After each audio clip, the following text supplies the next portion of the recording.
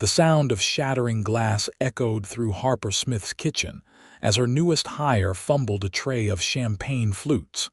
She closed her eyes for just a moment, steeling herself before turning around with what she hoped was an encouraging smile. "It's okay, Zach. Accidents happen. Just grab the broom and dustpan from the closet," she said, already mentally calculating how this would affect their already tight budget for the Crawford engagement party. Harper's catering company, Savory Moments, was barely 2 years old, but landing the Crawford event had been a major coup. Everyone in Boston knew the Crawfords' old money, impeccable taste, and connections that could make or break a small business like hers. "I'm so sorry, Harper," Zach mumbled, rushing to clean up his mess while the rest of her small team continued prepping appetizers for tomorrow's event. She checked her watch, noting it was already past 8 in the evening. "Okay, team, let's wrap this up for tonight. We need to be fresh for tomorrow. The Crawford party isn't just any event, it could put Savory Moments on the map." As her staff filed out, Harper stayed behind to finalize her checklist. 24 years old with a culinary degree and 3 years of experience working under one of Boston's top chefs, she'd risked everything to start her own business. The Crawford engagement party was exactly the kind of high-profile event she needed. Just as she was locking up, her phone rang. "Harper, it's Emma Crawford."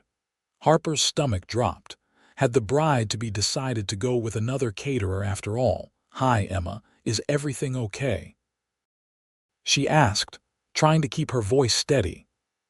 "Actually, I have a small favor to ask.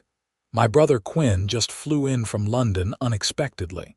He's been abroad managing our family's European operations for years, and I'd love for him to see the venue before everyone else tomorrow.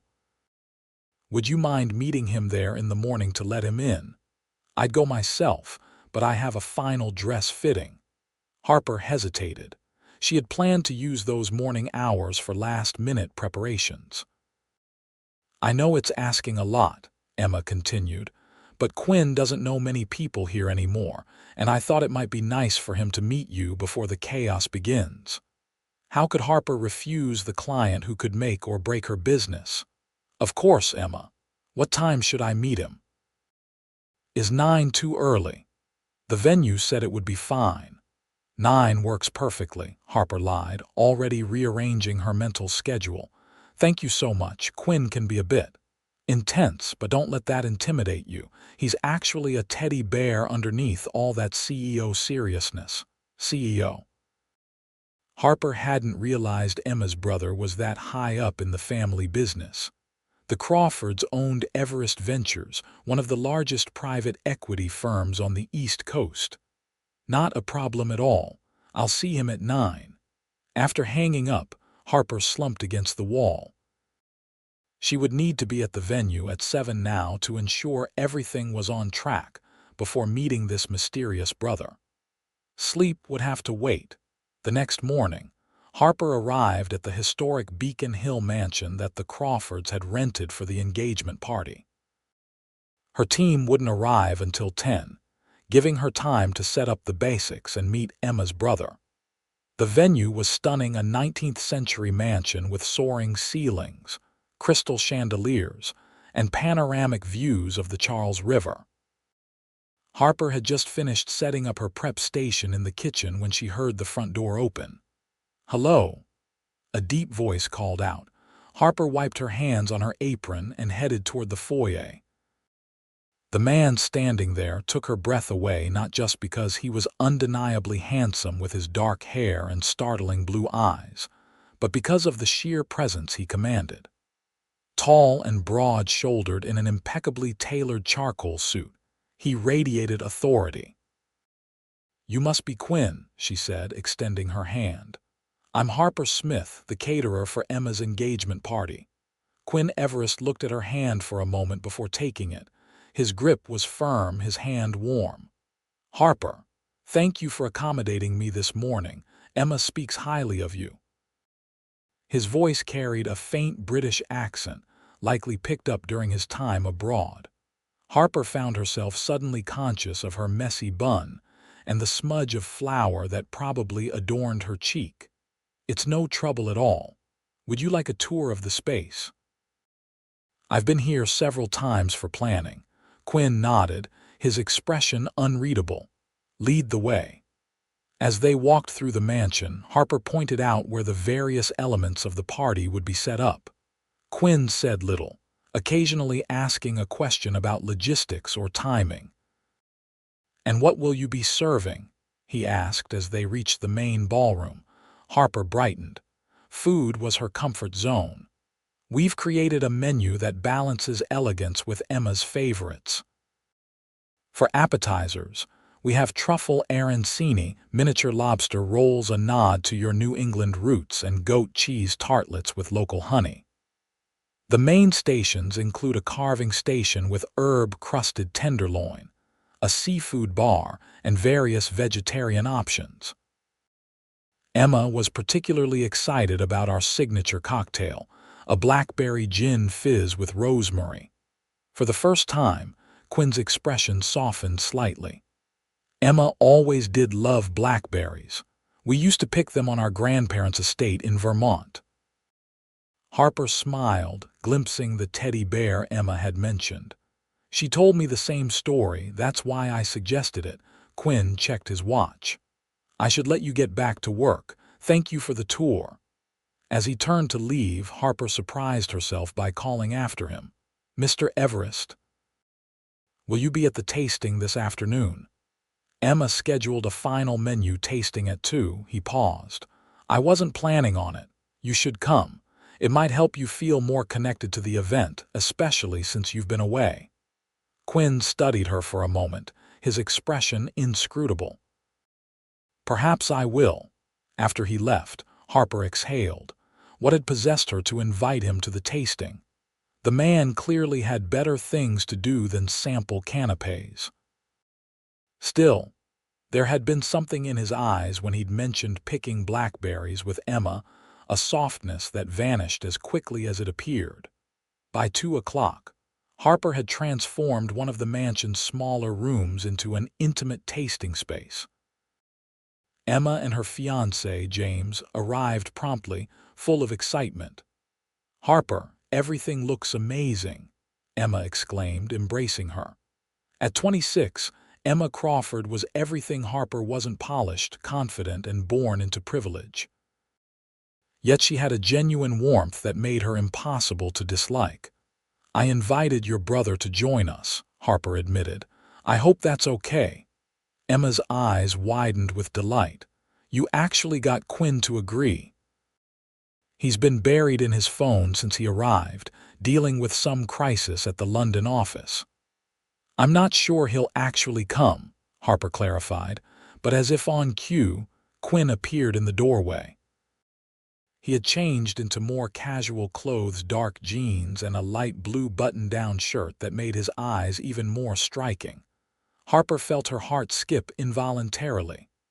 "Quinn," Emma rushed to hug her brother. "I'm so glad you came.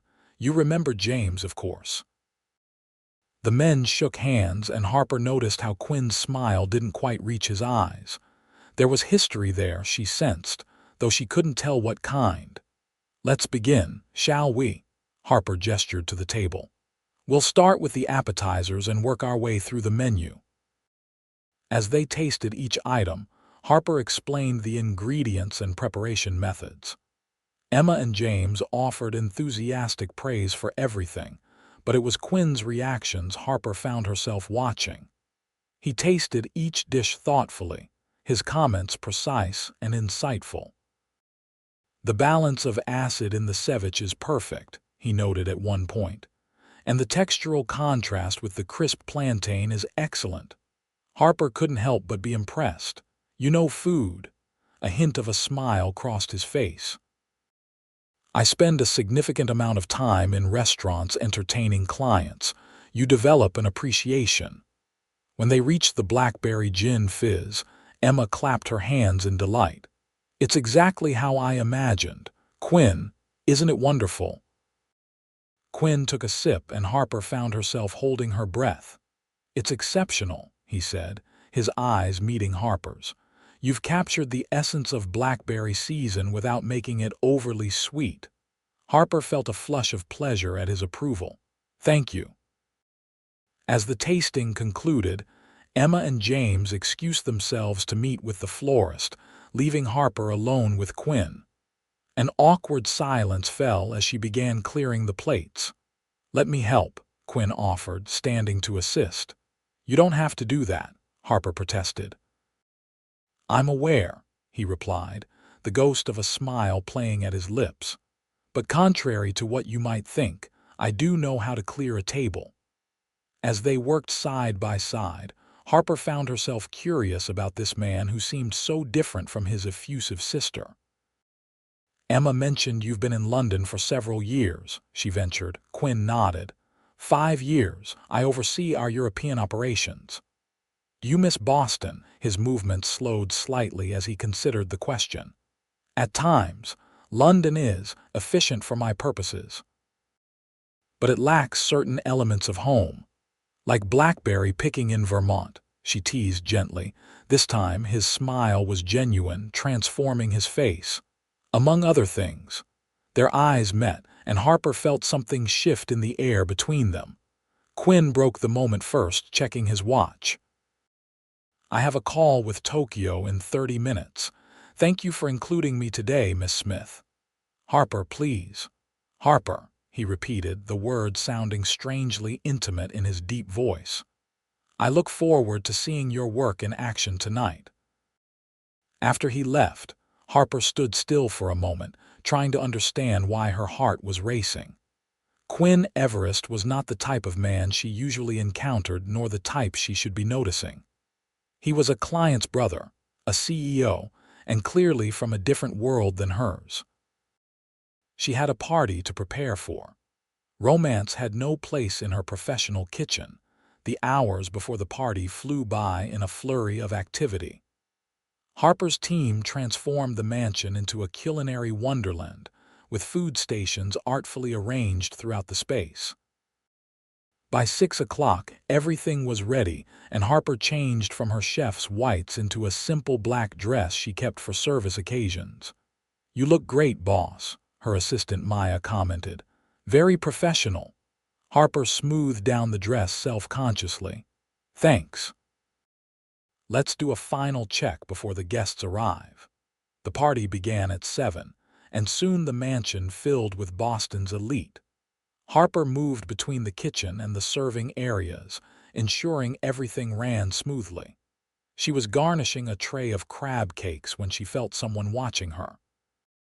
Quinn stood in the kitchen doorway, immaculate in a tailored tuxedo. "Impressive operation you're running here." Harper blushed, aware of her staff's curious glances. "Just doing our job. Are you enjoying the party?" "I'm more observer than participant at these functions," he admitted. "But the food is receiving rave reviews. I've heard at least 3 women ask Emma for your business card." Pride swelled in Harper's chest. "That's good to hear." Quinn stepped closer, lowering his voice. "The truffle arancini are particularly outstanding. Would you like me to have some sent to wherever you're hiding from the festivities?" she asked impulsively. His eyes crinkled at the corners. "Am I that transparent?" "Only to someone who's watching," she replied, then immediately regretted her words. Was she flirting with him? "The library, 2nd floor," he said. "If you're so inclined." Before she could respond, he disappeared back into the crowd. Harper stood frozen, spatula in hand, until Maya nudged her. Earth to Harper. "Who was that and why are you blushing?" "The bride's brother," Harper whispered. "And I'm not blushing. It's hot in here." Maya raised an eyebrow but said nothing more. For the next hour, Harper debated whether to fulfill Quinn's request. It wasn't unusual to cater to special guests at events like these, but this felt different. Finally, she prepared a small plate with a selection of appetizers and headed upstairs. The library was a magnificent room with floor-to-ceiling bookshelves and leather armchairs. Quinn stood by the window, gazing out at the city lights. He turned as Harper entered. "I wasn't sure you'd come," he said. Harper set the plate on a side table. "Consider it part of the service." "Is that all it is?" His directness caught her off guard. "Mr. Everest, Quinn, please." "Quinn," she amended, "I'm working. Your sister is my client." He approached slowly, maintaining a respectful distance. "And when you're not working," Harper's heart pounded. "When I'm not working, I'm planning for when I am working. Savory Moments is still new, and events like this are crucial for building my reputation." Quinn studied her with interest. "You're passionate about your business." "It's everything to me," she admitted. "I've wanted to be a chef since I was 10 years old. Savory Moments is my dream." "I respect that," he said quietly. "Entrepreneurship requires courage and vision." For a moment they stood in silence, the sounds of the party floating up from below. "I should get back," Harper finally said. "Of course." Quinn picked up an arancini ball. "Thank you for the provisions." As Harper turned to leave, he added, "Harper, would you consider having dinner with me tomorrow night? Not as a client or a caterer, just dinner." She paused at the door. "I don't think that's a good idea." "Because of Emma, partly. And because we're from different worlds, Quinn. Men like you don't date women like me." His expression hardened slightly. "You presume to know what men like me do." Harper stood her ground. "I'm being realistic." "Realistic or afraid?" he challenged. The question hit too close to home. "I need to get back to work. Enjoy the party, Quinn." She hurried back downstairs, her mind racing. How dare he suggest she was afraid? Yet even as indignation flared, Harper knew there was truth in his words. Success in her field had required sacrifice. Relationships had always taken a back seat to her career. The rest of the evening passed in a blur of service and cleanup. Harper caught glimpses of Quinn throughout the night, dancing with his mother, chatting with business associates, always the consummate gentleman. He didn't approach her again, but several times she felt his eyes on her from across the room. By midnight, the party was winding down. Harper supervised the kitchen cleanup while guests gradually departed. Emma sought her out before leaving, her face glowing with happiness. "Harper, it was absolutely perfect. Everyone loved the food. I've already given your information to at least 5 friends." "Thank you, Emma. That means so much to me." Harper embraced the bride-to-be, genuinely touched by her enthusiasm. "Oh, before I forget," Emma added, "Quinn mentioned he might hire you for a corporate event." "Isn't that wonderful?" Harper's smile froze. "Did he? That's very generous. He's staying in Boston for a month before returning to London. Something about restructuring the American division." Emma leaned closer. "Between us, I think he's considering moving back permanently. He seems different since he's been home, less closed off." Harper nodded noncommittally, unsure how to respond. After Emma left, Harper continued directing her team until the venue was spotless. It was nearly 2 in the morning when she finally stepped outside into the cool night air. "You should be proud," a voice said from the shadows. Quinn leaned against a sleek black car, hands in his pockets. The party was a tremendous success. Harper sighed, too exhausted for verbal sparring. "Thank you. Shouldn't you be at the after-party or something? Not my scene." He stepped forward. "Let me drive you home. It's late and you look exhausted." "I'm fine. I ordered a rideshare." Even as she spoke, her phone pinged with a notification that her driver was still 15 minutes away. Quinn raised an eyebrow. 15 minutes is a long time to wait when you're dead on your feet. Harper hesitated, tempted by the offer. Her apartment was at least 30 minutes away and her feet were killing her. "No strings attached," Quinn added. "Just a ride home." "All right," she relented. "Thank you." His driver opened the door for her, and Harper sank into the plush leather seat with a sigh of relief. Quinn slid in beside her. "Where to?" he asked. She gave her address in Cambridge, conscious of the contrast between her modest neighborhood and his world. As they drove, Quinn surprised her by asking thoughtful questions about her business, how she'd started, her biggest challenges, her goals for the future. Harper found herself opening up about her journey from cooking school to apprenticeships to finally launching Savory Moments. "The first year was terrifying," she admitted. "I maxed out 2 credit cards and ate ramen for months to keep the business afloat. Risk is inherent in entrepreneurship," Quinn observed. "The question is whether the potential reward justifies it." "For me, it does," Harper said. "I've never wanted anything else." Quinn nodded, his expression thoughtful. "That kind of clarity is rare. Most people spend their lives uncertain of what they truly want." "And you?" Harper asked. "Did you always know you wanted to run your family's company?" A shadow crossed his face. "It was expected. The Everest name comes with certain obligations. But is it what you want?" The car slowed to a stop outside Harper's apartment building, but neither made a move to leave. "No one has asked me that in a very long time," Quinn said quietly. Their eyes met in the dim car interior, and Harper felt that same inexplicable connection she'd experienced earlier. This time, she was the one who broke away. "Thank you for the ride," she said, reaching for the door handle. "Harper." His voice stopped her. "About dinner, Quinn, just hear me out. One dinner. No expectations. I'm in Boston for a month and I'd like to get to know you better. If nothing else, I could use your insights on the local restaurant scene." Harper couldn't help but smile at his persistence. "Is that your best pitch?" "My insights on restaurants," the corner of his mouth lifted. "I'm usually more eloquent in boardrooms. You make me less articulate." The admission, so at odds with his confident demeanor, charmed her despite her reservations. "One dinner," she found herself saying. "As friends." "As friends," he agreed, though his eyes suggested he hoped for more. "I'm free Tuesday evening," she offered.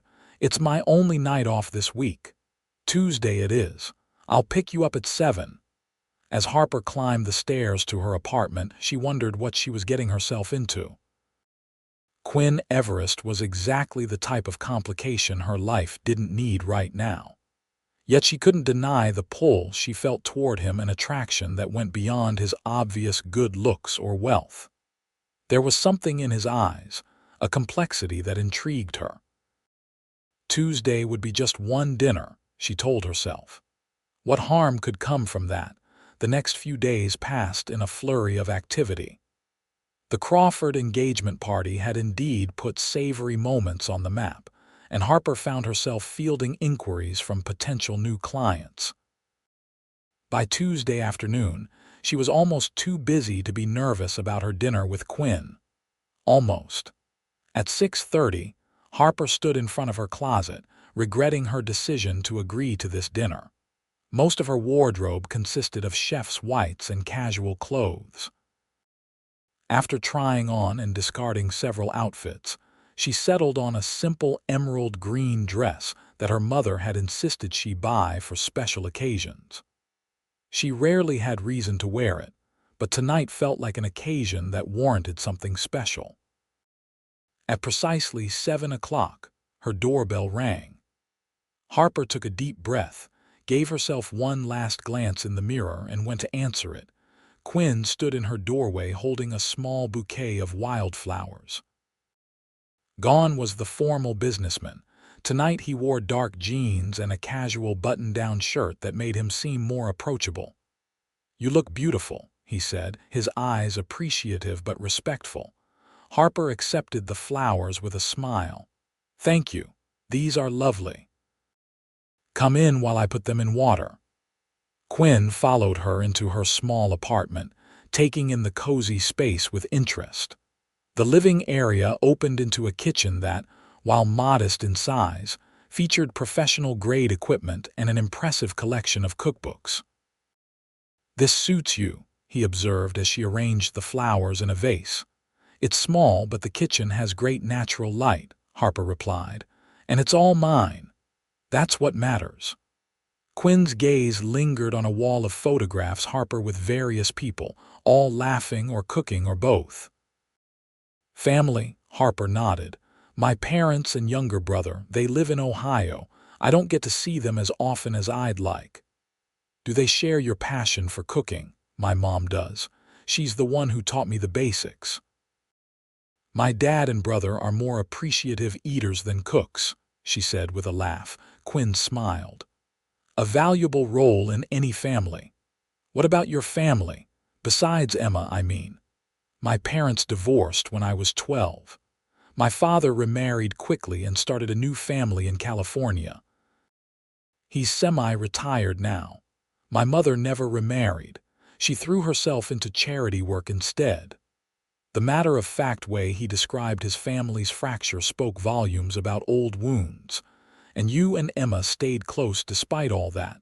Harper asked. Quinn nodded. "Emma was 9 when our parents split. I felt responsible for her. Still do in many ways, though she'd hate to hear me say that." Harper smiled, seeing him in a new light. "That explains why you came back for her engagement." "Among other reasons," he said, his eyes meeting hers. "Shall we go?" "I made reservations at Mason." Harper's eyes widened. Mason was one of Boston's most exclusive restaurants with a 3-month waiting list. "How did you manage that on such short notice?" Quinn shrugged. "The chef is an old friend, and the Everest name still carries some weight in this city." The drive to the restaurant was short, and they were immediately seated at a prime table upon arrival. The chef himself came out to greet Quinn, embracing him warmly before turning to Harper. "And who is this lovely lady?" "Quinn rarely brings dates to my restaurant," the chef said with a knowing smile. "Jean, this is Harper Smith. She's a talented chef and caterer," Quinn introduced her. "Harper, Jean Mitchell Bernard." Harper shook his hand, slightly starstruck.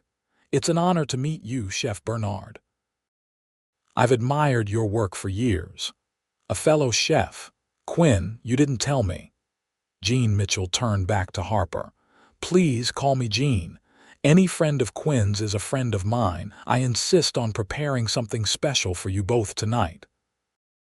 After Jean returned to the kitchen, Harper leaned forward. "You're friends with Jean Mitchell Bernard." "The Jean Mitchell Bernard?" Quinn looked amused.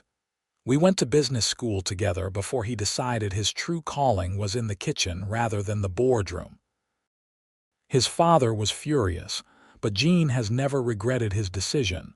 That's unexpected, because successful businessmen can't have chef friends." There was a teasing note in his voice. Harper laughed. "No, because you seem so buttoned up. I wouldn't have guessed you'd support someone abandoning a practical career for something as risky as becoming a chef." "Perhaps you've misjudged me," Quinn said, his eyes intent on hers. "I admire passion, Harper. Jean followed his despite the odds, as did you."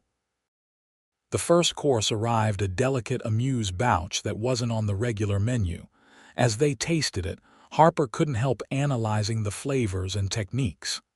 "The acidity is perfect," she murmured, almost to herself. "And the texture?" Quinn watched her with evident pleasure. "You're in your element when you talk about food. Your whole face changes." Harper blushed. "Sorry, professional hazard. Don't apologize. It's refreshing to dine with someone who truly appreciates what they're eating." As the evening progressed through multiple exquisite courses, Harper found herself relaxing. Quinn was surprisingly easy to talk to, his dry wit making her laugh more than once. They discovered shared interests beyond food, a love of old movies, hiking, and obscure historical facts. "So why London?" Harper asked as they lingered over dessert, a deconstructed chocolate souffle that was a work of art. "Was it purely for business?" Quinn considered her question, swirling the wine in his glass. "Partly. The European division needed restructuring, and I was the logical choice. But if I'm honest, I also needed distance from Boston. Too many expectations, too many ghosts. Ghosts, metaphorical ones, he clarified. Failed relationships, family pressures. In London, I could simply be Quinn Everest, CEO, without the weight of the past. And now? Harper asked softly. His eyes held hers. Now I'm reconsidering what I want my future to look like. The intensity of his gaze made Harper's heart race. She looked down, breaking the moment. What about you? Quinn asked. Any ghosts I should know about? Harper gave a rueful laugh. Nothing dramatic. A few relationships that couldn't compete with my work schedule. Most men don't understand why I'd rather spend 16 hours in a kitchen than go to a movie. Their loss, Quinn said simply. After dinner, Quinn suggested a walk along the Charles River. The night was clear and mild, perfect for strolling. They walked in companionable silence for a while, their shoulders occasionally brushing. Thank you for tonight, Harper said finally. I haven't enjoyed myself like this in a long time, even though I'm from a different world.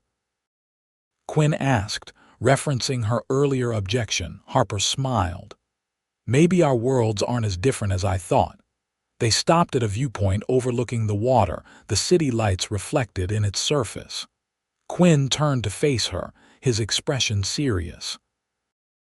Harper, I know you have reservations about whatever this is between us, but I'd like to see you again.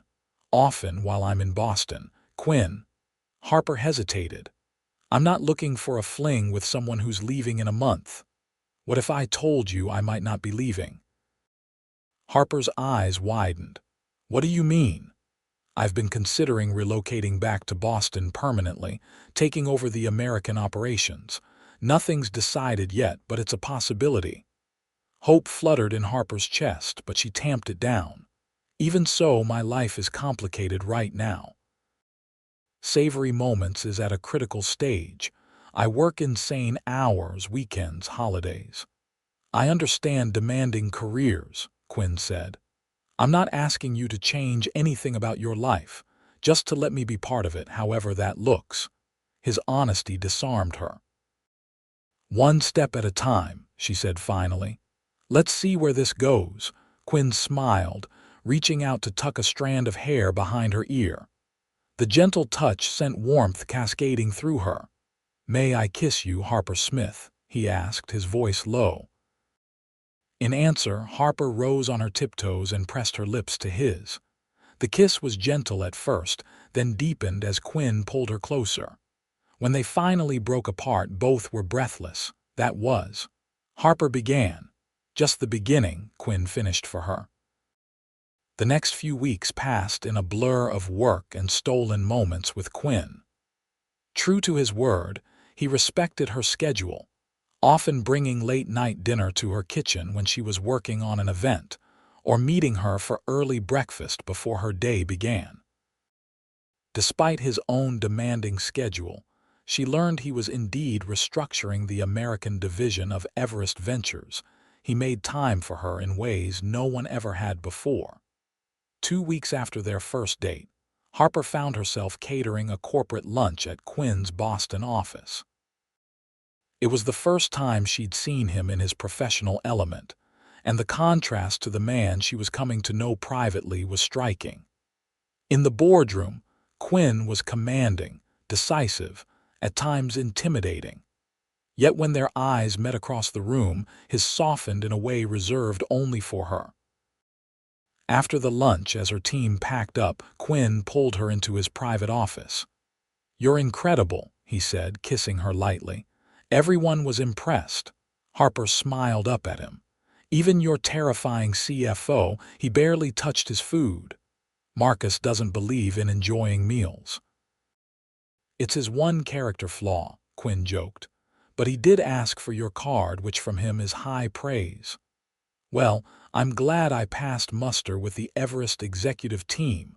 Quinn's expression grew more serious. Harper, I'd like you to meet my mother this weekend. She's hosting a small dinner at her home, and I'd like you to come. As my date, not the caterer, he added with a smile. Harper's stomach fluttered with nerves. Meeting Quinn's mother felt significant a step toward something more serious than their casual one-day-at-a-time approach. Are you sure? We've only been seeing each other for 2 weeks. 2 weeks, 6 dinners, 4 breakfasts, and countless late-night conversations, Quinn enumerated with precision. And I've never been more certain of anything. His certainty both thrilled and terrified her. What if she doesn't approve of me? Quinn cupped her face in his hands. My mother's opinion, while valued, doesn't determine who I choose to be with. But for what it's worth, I think she'll adore you. Harper took a deep breath. Okay, I'll come. Saturday evening found Harper standing before the imposing gates of the Everest family estate in Brookline, a historic property that had belonged to the family for generations. Quinn squeezed her hand reassuringly as they walked up the long driveway. Relax, he murmured. It's just dinner. In a house that probably has its own ZIP code, Harper muttered, adjusting her dress, a simple but elegant navy blue sheath that had cost more than she usually spent on clothes. Quinn chuckled. It's just a house, Harper. The door opened before they reached it, revealing an elegant woman in her 60s with silver-streaked dark hair and Quinn's striking blue eyes. Quinn, darling, right on time as always. She embraced her son warmly before turning her assessing gaze on Harper. Mother, this is Harper Smith. Harper, my mother, Vivian Everest. It's a pleasure to meet you, Mrs. Everest, Harper said, extending her hand. Vivian bypassed the hand and embraced Harper lightly. Call me Vivian, dear. Any woman who puts that smile on my son's face is welcome here.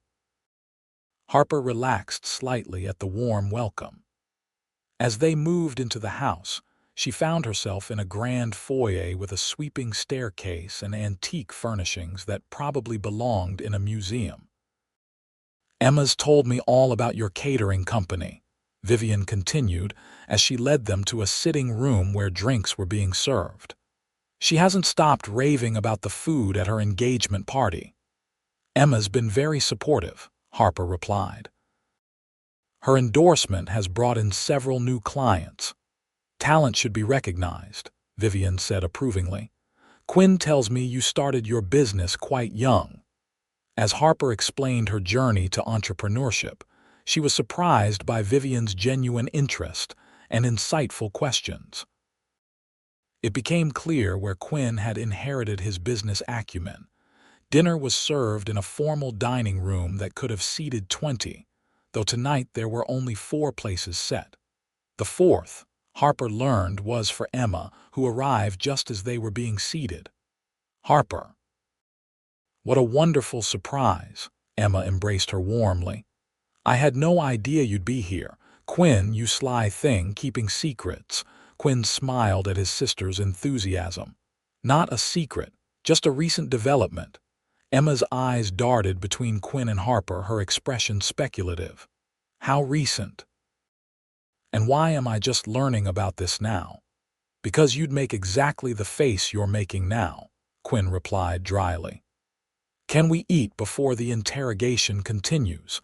Dinner was delicious, though Harper couldn't help mentally noting techniques and flavor combinations she might adapt.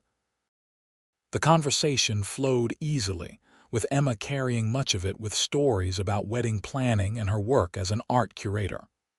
Harper, Quinn tells me you're catering the Morgenstern Charity Gala next weekend, Vivian said during a lull. That's quite a prestigious event. Harper nodded. It's our biggest undertaking yet. 500 guests, multiple courses, and a rather particular client. Quinn's hand found hers under the table. Margaret Morgenstern is notorious for changing her mind. Harper's been remarkably patient with her demands. The Morgensterns are important donors to several of my charitable interests, Vivian noted. If there's anything you need introductions, recommendations, please don't hesitate to ask. That's very kind of you, Harper said, touched by the offer. As the evening progressed, Harper found herself genuinely enjoying Vivian's company.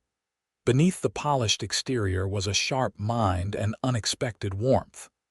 When Quinn excused himself to take a business call, Vivian leaned closer to Harper.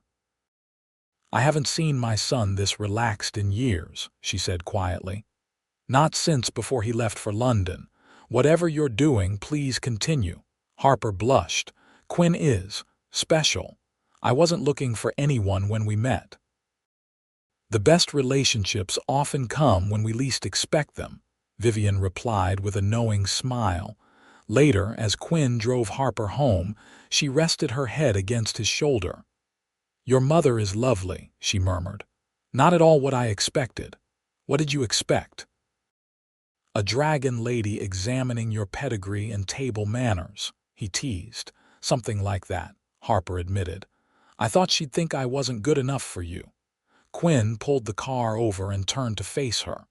"Harper, listen to me. There's no good enough here. You're extraordinary, talented, passionate, determined. If anything, I've been wondering if I'm good enough for you." Harper stared at him in surprise. "What are you talking about? You're Quinn Everest, CEO, Boston royalty." "Titles and family names don't define worth," he said seriously. "The man I am with you, that's who I want to be, not the corporate automaton I became in London." The vulnerability in his voice moved her deeply. Harper leaned forward and kissed him, pouring all her emerging feelings into the gesture. "I think I'm falling in love with you," she whispered against his lips. Quinn's arms tightened around her. "I fell the moment you stood in that kitchen explaining blackberry gin fizz to me. I just had to wait for you to catch up." The night of the Morgenstern Gala arrived, and Harper's nerves were at an all-time high. Everything had to be perfect. The event would be attended by Boston's elite, including potential clients who could secure savory moments future for years to come. Quinn had offered to attend as her date, but Harper had gently declined. "I need to focus completely on the job," she'd explained, "but knowing you believe in me means everything." Now, as she oversaw final preparations in the kitchen of the Boston Museum of Fine Arts, Harper felt a surge of confidence. Her team was executing flawlessly. The timing was on track, and even Margaret Morgenstern had approved the last-minute menu adjustment with minimal fuss. The first course had just been served when Harper's assistant Maya rushed into the kitchen, her face pale. "The fish delivery is wrong," she blurted out. "They sent sea bass instead of halibut for the main course, for 500 people." Harper's blood ran cold. "Check the walk-in again." "There must be a mistake." "I've checked 3 times, Meyer insisted. "It's all sea bass. The invoice says halibut, but the boxes contain sea bass." Harper closed her eyes briefly, forcing herself to think. The main course was scheduled to go out in 90 minutes. There was no time to get a new delivery. "Okay, change of plans. We adapt the preparation for sea bass. It will work with the sauce and accompaniments we planned. Tell the team we're pivoting." As Maya hurried to relay the instructions, Harper's phone rang. "Quinn, can I call you back?" "We're having a minor crisis," she answered. "What's wrong?" The concern in his voice was immediate. Harper quickly explained the situation. "What do you need?" Quinn asked without hesitation. "Nothing. We're handling it. Sea bass will work fine with the recipe. It's just not what was approved by the client." "I'll be there in 20 minutes, Quinn said, and hung up before she could protest. True to his word, Quinn arrived at the service entrance exactly 20 minutes later, still in his business suit. Without a word, he removed his jacket, rolled up his sleeves, and asked, "Where do you need me?" Harper stared at him in disbelief. "Quinn, you can't be serious. This is a professional kitchen." "I'm well aware. And while I won't pretend to be a chef, I can follow instructions." "Put me to work, Harper." She hesitated only briefly before nodding. "Fine. You can help plate the desserts. Maya will show you what to do." As Quinn integrated himself into her team, Harper was struck by his willingness to step into her world without ego. He followed Maya's instructions meticulously, his focus absolute. With the entire team working double time, they managed to adapt the main course successfully. When Harper finally approached Margaret Morgenstern to explain the substitution, she was prepared for displeasure. "Mrs. Morgenstern, I need to inform you of a last-minute change. Due to a supplier error, we've prepared Chilean sea bass rather than halibut for the main course. The preparation and accompaniments remain unchanged." To Harper's surprise, Margaret nodded approvingly. "Sea bass is actually my preference. I only specified halibut because my event planner insisted it was more elegant. Carry on, Miss Smith." Relief flooded through Harper as she returned to the kitchen. Quinn looked up from his plating station, raising an eyebrow in question. "We're good," she mouthed, giving him a thumbs up. By the time dessert was served, the crisis was long forgotten. The gala was an unqualified success, with multiple guests seeking Harper out to compliment the food and request her business card. As the last guests departed and the team began cleanup, Harper found Quinn washing dishes alongside her staff. "You don't have to do that," she said, touching his arm. "I know, but your dishwasher looked ready to collapse, and I'm perfectly capable of operating a sprayer." He shut off the water and dried his hands. "Your team is incredible, Harper. They follow you because you lead, not because you order." Harper felt a surge of pride. "They're the best.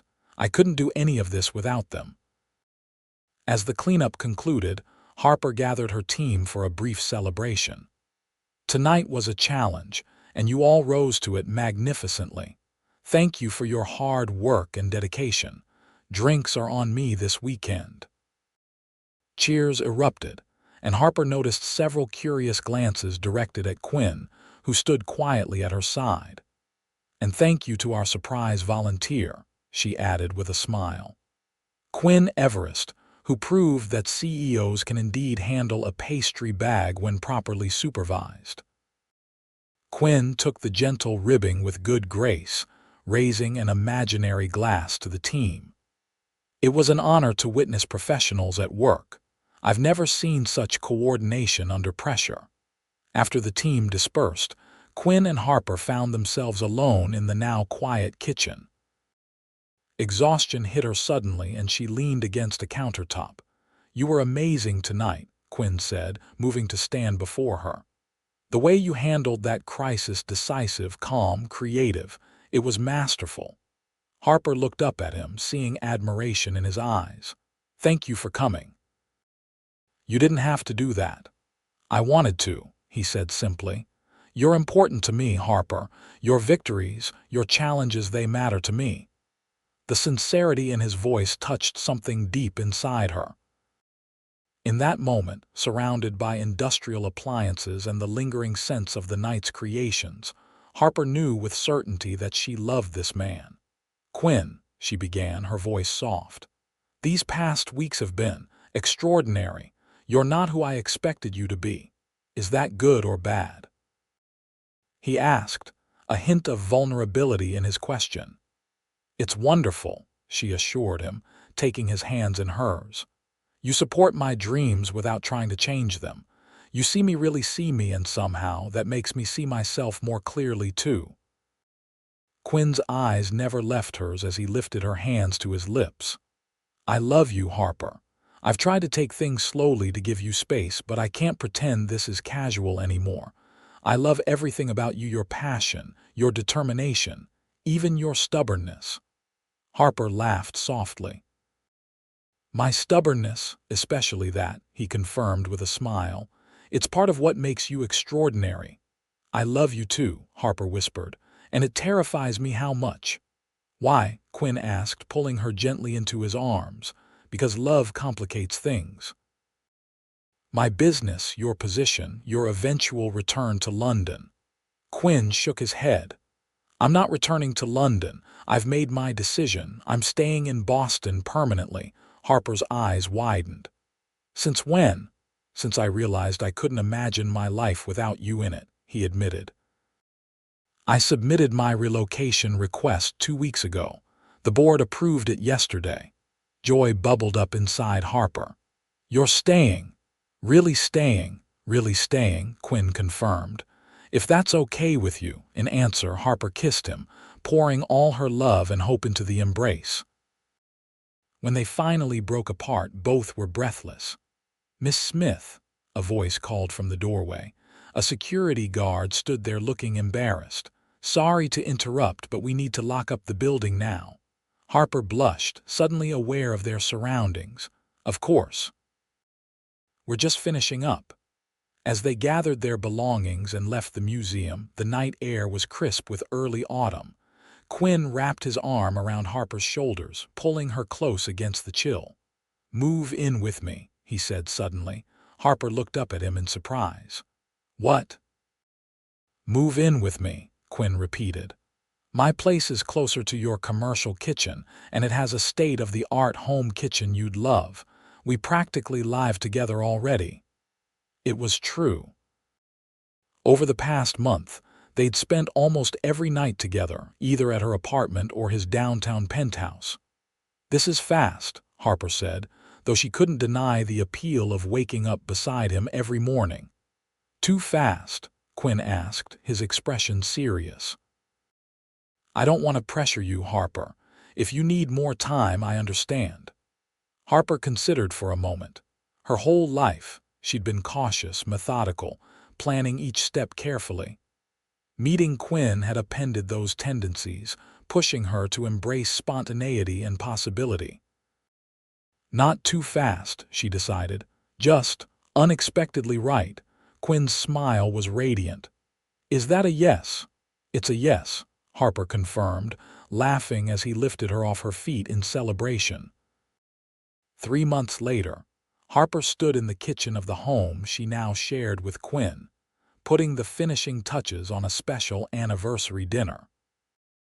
Though their relationship was still young by conventional standards, every day had deepened their connection and confirmed what they both knew from the start: they were meant to be together.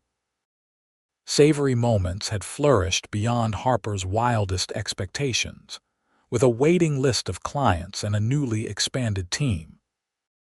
Quinn had seamlessly transitioned into his role heading Everest Ventures' American operations, implementing changes that emphasized work-life balance and community investment. "Something smells amazing," Quinn said, entering the kitchen and wrapping his arms around her from behind. He nuzzled her neck, sending pleasurable shivers down her spine. "Dinner's almost ready," Harper replied, turning in his arms to kiss him properly. "Happy 3-month anniversary." Quinn's eyes crinkled at the corners. "Happy anniversary." "Though I maintain that counting from our first meeting would make this our 4-month anniversary." "You can't count the engagement party," Harper protested, an old playful argument between them. "You barely spoke to me."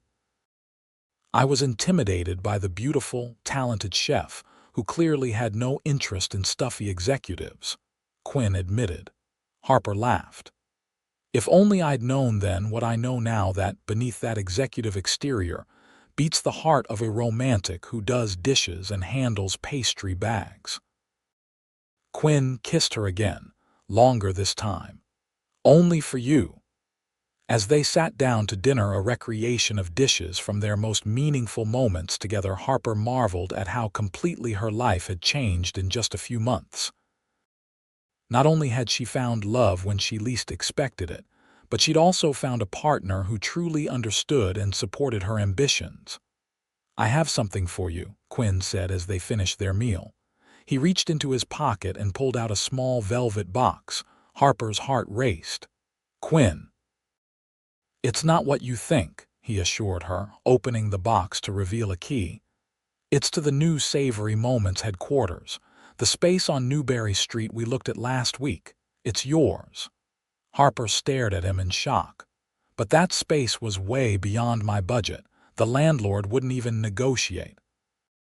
He would for the right tenant, Quinn said with a smile. I may have mentioned that Everest Ventures was interested in supporting local female entrepreneurs through our community investment program. The lease is entirely in your company's name, at a fair market rate with favorable terms. Tears filled Harper's eyes. You did this for me, for your business, Quinn clarified, which you built through your own talent and determination. This is just removing an artificial barrier. You deserve that space, Harper. She clutched the key, overcome with emotion. Thank you. This means everything to me. You mean everything to me, Quinn replied, his voice tender. Seeing you succeed, watching your dreams come true, it's the greatest gift I could ask for. Harper moved around the table and sat in his lap, wrapping her arms around his neck. I love you, Quinn Everest. And I love you, Harper Smith, he murmured against her lips. From engagement party caterer to the love of my life, who would have thought? Not me, Harper laughed softly. I was too busy worrying about truffle arancini to notice the handsome CEO falling for me. I fell fast, Quinn admitted. And I've never been happier about any decision in my life. As they kissed in the warm glow of candlelight, Harper knew that some recipes came together unexpectedly, ingredients that seemed mismatched, creating something more delicious than either could be alone. She and Quinn were exactly that, an unexpected combination that created something perfect. 6 months later, Harper stood in the kitchen of Savory Moments' new flagship location on Newberry Street, overseeing final preparations for their grand opening event. The space was everything she had dreamed of, an open-concept kitchen where clients could watch her team work, a tasting room for consultations, and state-of-the-art equipment that made even the most ambitious menus possible. 5 minutes until doors open, Meyer announced, adjusting a display of miniature crab cakes. The line outside is already around the block. Harper took a deep breath, smoothing her new chef's coat emblazoned with the Savory Moments logo. Is everything ready? Champagne chilled. Servers briefed. Everything's perfect, boss, Meyer assured her. This is your moment. Enjoy it. The opening had attracted significant attention, partly due to Savory Moments' growing reputation and partly due to Harper's relationship with Quinn.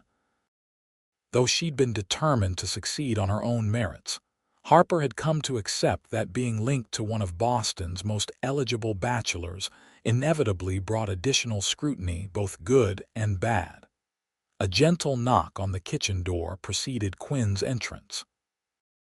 Impeccable as always in a tailored suit, he carried a small package wrapped in silver paper.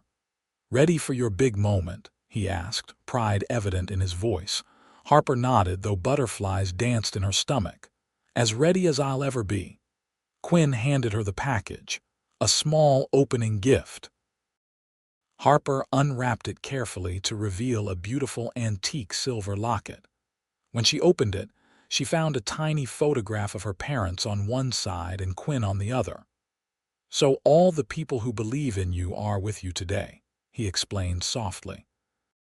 Tears threatened to spill as Harper fastened the locket around her neck. It's perfect. Thank you. Quinn kissed her briefly, mindful of her staff bustling around them. I have to go greet some of the investors, but I'll be right outside if you need anything. As Quinn left, Harper gathered her team for a final pep talk. This day represents everything we've worked for. No matter how busy it gets, remember why we do this: to create moments people will remember. Let's show Boston what Savory Moments is all about. The event was an overwhelming success. Food critics, social media influencers, and potential clients mingled while sampling Savory Moments' signature dishes. Harper moved through the crowd, answering questions and accepting congratulations, all while keeping a watchful eye on service and presentation. Near the end of the evening, Quinn clinked a spoon against his champagne glass, calling for attention. "If I could have everyone's moment," he began, his voice carrying easily through the room. "I want to thank you all for coming to celebrate the official opening of Savory Moments' new home. As many of you know, Harper Smith is not just an extraordinary chef and businesswoman. She's also the woman who has completely transformed my life." Harper felt her cheeks warm as all eyes turned to her. "When I met Harper, I was a corporate executive who had forgotten how to truly live. She reminded me that passion for food, for work, for life is what makes existence meaningful." Quinn's eyes found hers across the room. "Harper approaches everything with complete dedication and authenticity, whether it's creating the perfect blackberry gin fizz or building a business from scratch." He raised his glass higher.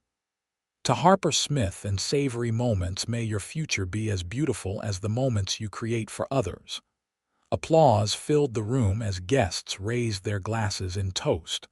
Harper's heart swelled with love and gratitude. As the crowd began to disperse, Quinn made his way to her side. "Congratulations, love. You've achieved something remarkable here." "I couldn't have done it without you," Harper admitted. "Yes, you could have," Quinn countered firmly. "It might have taken longer, but you would have gotten here. Your talent and determination were never in question." His faith in her had never wavered, even when her own confidence faltered. It was one of the countless reasons she loved him. After the last guest departed and her team finished cleaning up, Harper and Quinn walked hand in hand through the quiet space. "Can you believe this is real?" Harper mused, looking around at her dream made tangible. "Sometimes I feel like I'm going to wake up back in my tiny apartment kitchen, still hoping for my big break." Quinn squeezed her hand. "It's very real. You made it happen." They stopped by the large windows overlooking Newbury Street, Boston's glittering skyline visible in the distance. "I have a question for you," Quinn said, suddenly serious. "It's about the future." "Okay," Harper replied, curious about his tone. "Everest Ventures is expanding to Chicago next year. They've asked me to oversee the launch." Harper's heart sank. "You're moving to Chicago?" "Not without you," Quinn clarified quickly. "I told the board I'd consider it only if there were opportunities for you there as well. Chicago has an incredible food scene that could be perfect for a Savory Moments expansion." Harper considered this unexpected possibility. "You'd turn down the opportunity if I didn't want to go," in a heartbeat, Quinn said without hesitation. "What we have is more important than any career advancement. I love you, Harper. Where you are is where I want to be." The certainty in his voice moved her deeply. "I love you too, Quinn. And the truth is, I've actually been thinking about expansion. Meyer is ready to manage this location, and Chicago could be an exciting new challenge." Quinn's eyes lit up. "Really? You'd consider it? With you, I'd consider anything." Harper wrapped her arms around his waist. "But I have one condition." "Name it." Harper took a deep breath. "I don't want to be your girlfriend in Chicago or your live-in partner." Quinn's brow furrowed in confusion. "What are you saying?" "I'm saying," Harper continued, gathering her courage, "that if we're going to start a new chapter together, I want to do it as your wife." Quinn stared at her in astonishment. "Harper Smith, are you proposing to me?" "I guess I am," she said, suddenly nervous. "Is that okay?" In answer, Quinn reached into his pocket and pulled out a small velvet box different from the one that had held the locket. "I've been carrying this around for weeks, waiting for the perfect moment." Harper gasped as he opened it to reveal a stunning emerald-cut diamond ring. "It seems we had the same idea," Quinn said softly, dropping to one knee. "Harper Smith, from the moment you served me truffle arancini in a library, I knew my life would never be the same. You've brought joy, passion, and purpose back into my world. Will you marry me?" Tears of happiness spilled down Harper's cheeks. "Yes. 1,000 times yes." As Quinn slipped the ring onto her finger and rose to kiss her, Harper felt as though her heart might burst with happiness. From an unexpected catering job to the love of her life, their story had unfolded in ways she could never have imagined. "So, Chicago," Quinn murmured against her lips. Harper smiled. "Chicago, together." 1 year later, Harper stood in a sunlit room at the same Beacon Hill mansion where she had first met Quinn, this time dressed in an elegant white gown. Through the window, she could see guests gathering in the garden where, in just a few minutes, she would become Harper Everest. The past year had been a whirlwind of change and growth. Savory Moments had successfully expanded to Chicago, with Harper splitting her time between both locations. Quinn had masterfully launched Everest Ventures' Midwest division, while implementing company-wide policies that emphasized work-life balance inspired. He often said, by watching Harper build her business with both passion and boundaries. A soft knock at the door preceded Emma's entrance. As Harper's maid of honor, she looked radiant in a pale blue gown. "It's almost time," Emma said, her eyes shining with happy tears. "Quinn is practically vibrating with impatience out there." Harper laughed, smoothing her hands over the silk of her dress. "How does he look? Handsome? Nervous?" "Completely in love," Emma reported. "Just like you." "I never expected any of this," Harper admitted. "When I catered your engagement party, all I wanted was to impress potential clients. And instead, you impressed my impossible-to-impress brother," Emma finished for her. "Best catering job ever if you ask me." Vivian entered next, elegant in a silver mother of the groom ensemble. "The musicians are ready, dear." "Are you?" Harper nodded, a sense of perfect certainty filling her. "More ready than I've ever been for anything." As the first notes of music filtered up from the garden, Harper took a final moment alone. She thought about the journey that had brought her here, the risks, the hard work, the unexpected twist of meeting Quinn. Her business was thriving, her heart was full, and her future stretched before her filled with possibilities. When her father came to escort her down the aisle, Harper took his arm with a radiant smile. Together, they descended the staircase and stepped out into the garden, where Quinn stood waiting beneath an arch of flowers. The moment their eyes met, everything else faded away.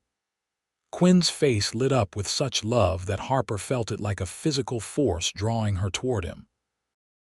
Each step brought her closer to the man who had changed her life by believing in her dreams as fiercely as she did. When she reached him at last, Quinn took her hands in his. "You are breathtaking," he whispered for her ears alone. "So are you," she replied, noting how his blue eyes seemed to hold all the sky's light. The ceremony was personal and heartfelt. They had written their own vows, each promising not just love and fidelity but partnership and support for each other's dreams. When Quinn slipped the wedding band onto her finger to join her engagement ring, Harper felt a sense of completion she had never known was missing. "I now pronounce you husband and wife," the officiant declared, and the garden erupted in cheers as Quinn swept Harper into a kiss that promised a lifetime of happiness.